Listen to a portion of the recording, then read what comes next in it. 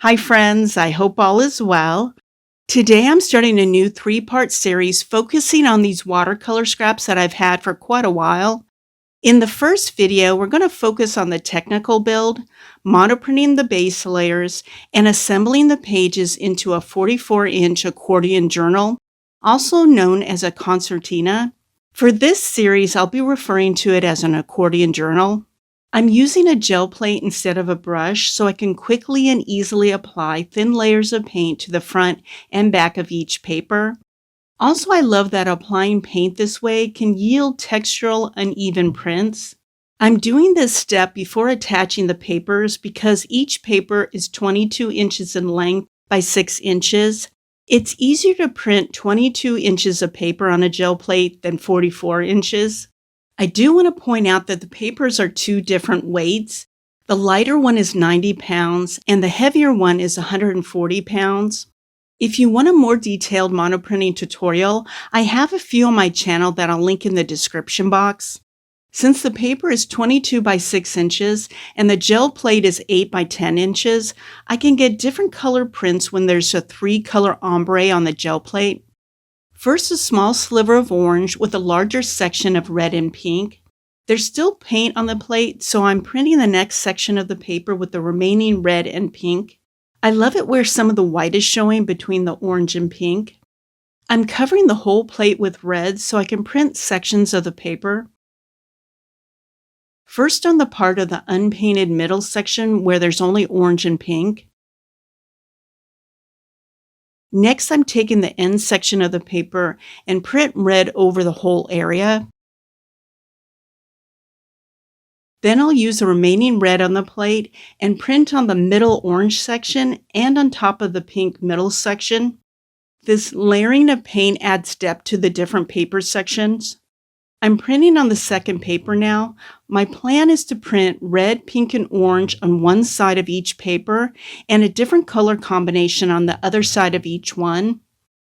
I'm creating a diagonal on the plate that will produce a few different looking prints. First, a standard diagonal print.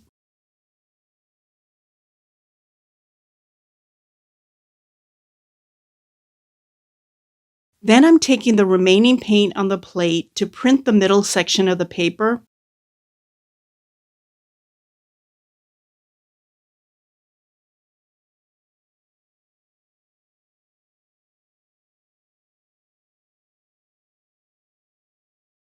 Another ombre with mostly red and a small amount of orange.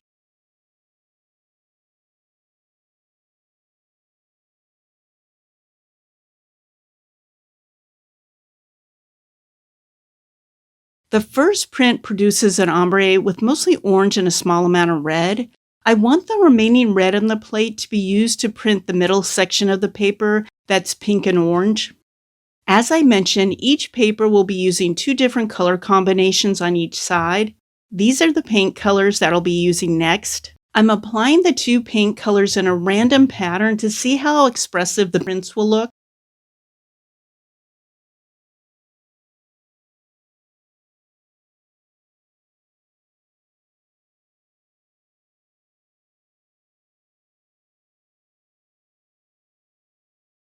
This first print reminds me of an abstract landscape. I like how the second print overlaps on top of the first print to create a layering effect. The third pull produces a light textural print. I'm only using one color next because I want to print sections of it on the same paper I just printed. I want it to create an overlapping effect on top of the existing paint colors.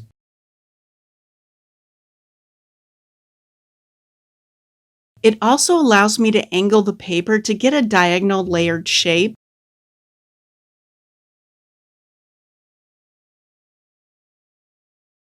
I love the textural layers of this last print. Next, I'm loosely applying the two paint colors to get an uneven print on the second paper. I brought out a baren to smooth the paper because my hand was getting tired at this point. I love the result of this first print. The remaining paint will be printed on the middle section of this paper using no hand pressure to get a distressed look. Another solid coverage of the dark green. I'm flipping the direction of the paper so the solid dark green will cover the remaining blank section of the paper. I put paper on top so it was easier to add pressure to the paper on the plate. I didn't want any of the paint to get on my hands. No Baron this time because I gave my hands time to rest before starting the rest of this printing session. The final application of paint is very loose and uneven. I want more of that textural distressed looking prints. I'm randomly placing the paper on sections of the plate.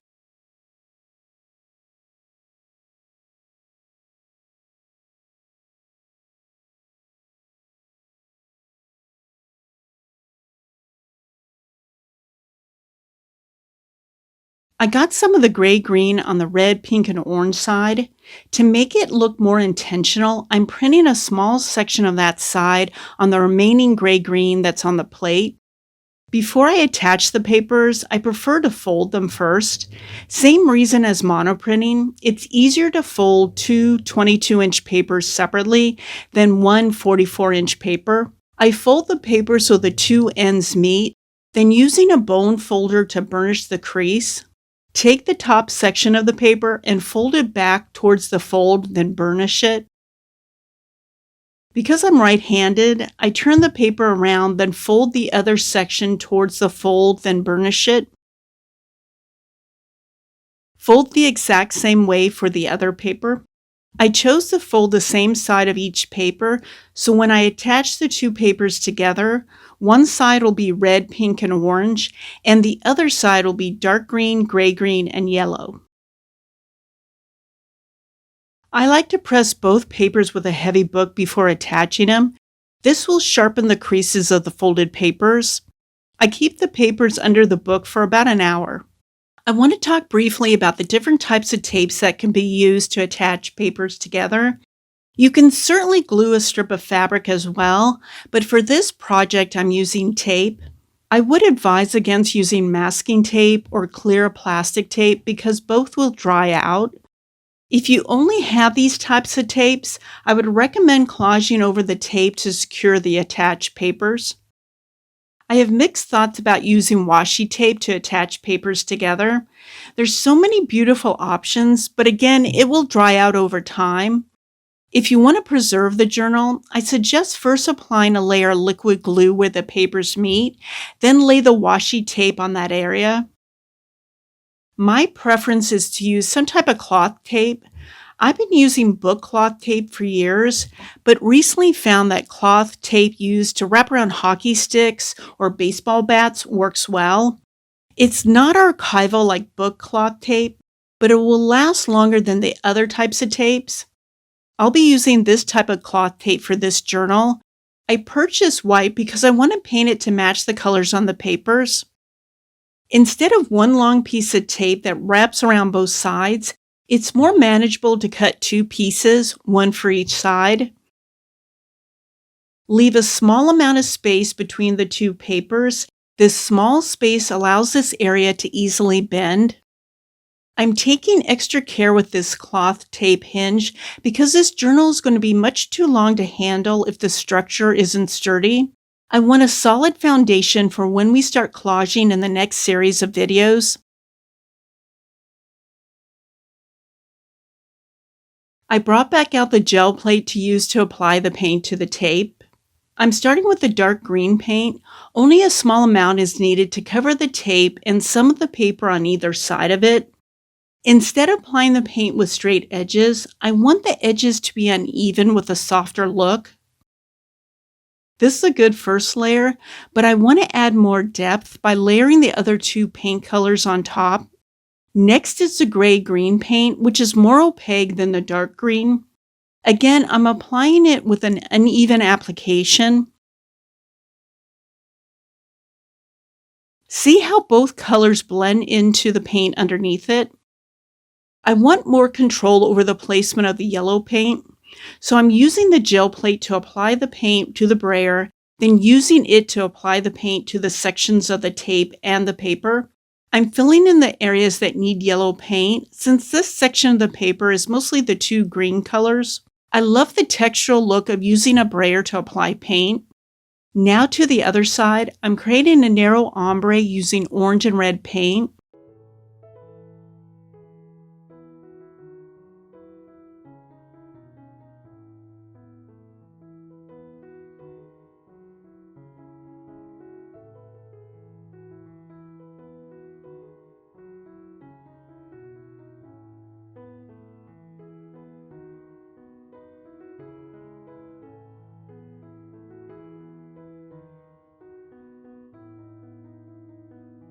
These two paint colors aren't very opaque, so I'm applying more of the orange paint first with a brayer to get more coverage and more layering.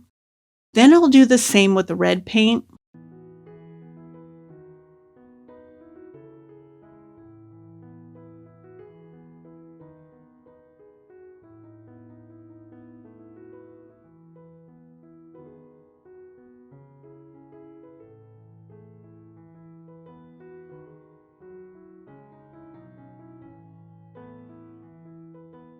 You can see a white line of tape remaining after both paint applications. I brought out a brush to get a more exact application of paint in this specific area.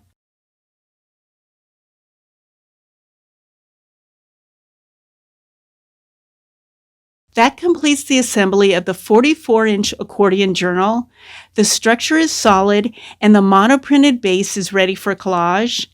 Join me in the next video where we'll begin the collage process on the red, pink, and orange side. Let me know if you have any questions. Thanks for watching. Take care.